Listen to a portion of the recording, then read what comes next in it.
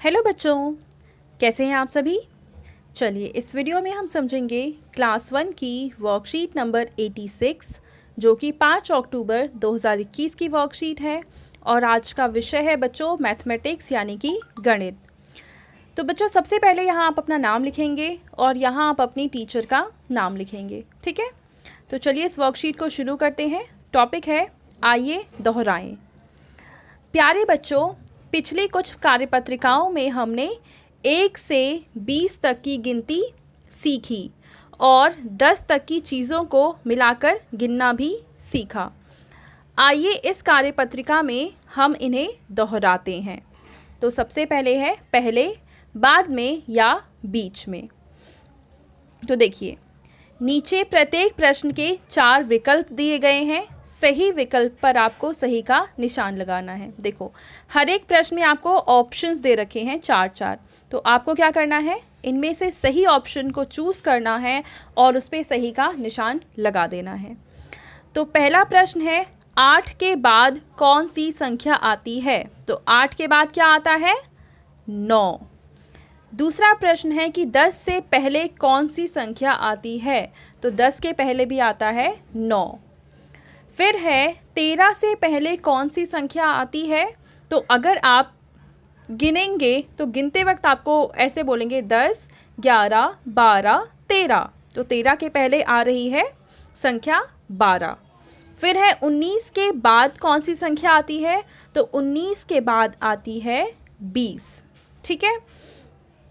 अब इसके बाद है अगला प्रश्न जिसमें कह रखा है कि 15 और 17 के बीच में कौन सी संख्या आती है। तो हम ऐसे पढ़ते हैं ना, 15, 16, 17।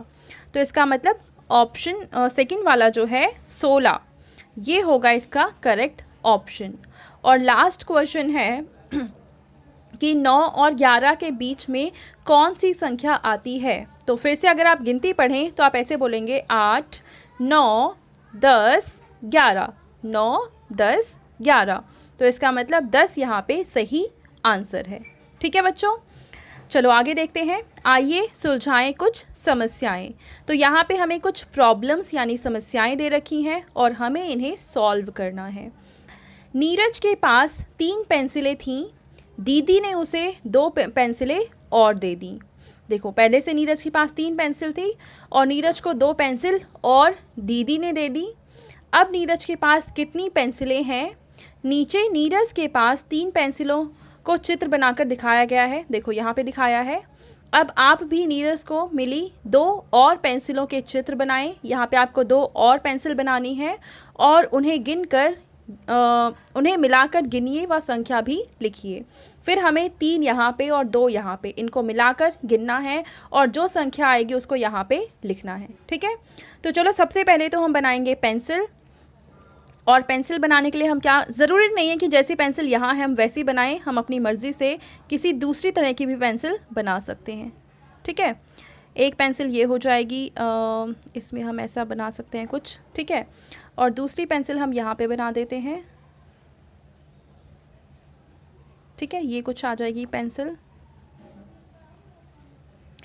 तो 2 देखो 3 पेंसिल यहाँ पे हैं, 2 यहाँ पे हैं। हम इनको गिन लेते हैं, 1, 2, 3, 4, 5।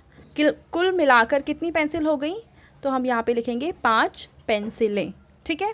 तो इस तरीके से ये वाला प्रश्न हल हो गया। अब देखते हैं अगला प्रश्न जिसमें हमसे कह रखा है कि शाहीन ने बगीचे में पौधों से गिरे हुए 4 फूल उठाए। पहले उसने 4 फूल उठाए, उसके बाद क्या हुआ, शाजिया ने इधर उधर गिरे हुए 5 और फूल उठाकर शाहीन को दे दिए। यानी साजिया ने 5 और फूल उठाए। अब क्या है कि शाहीन के पास अब कितने फूल हैं। देखो 4 तो उसने खुद उठाए थे और 5 उसे साजिया ने दे दिए। तो दोनों को हम जोड़ लेंगे, आंसर कितना आ जाएगा, 9, ठीक है।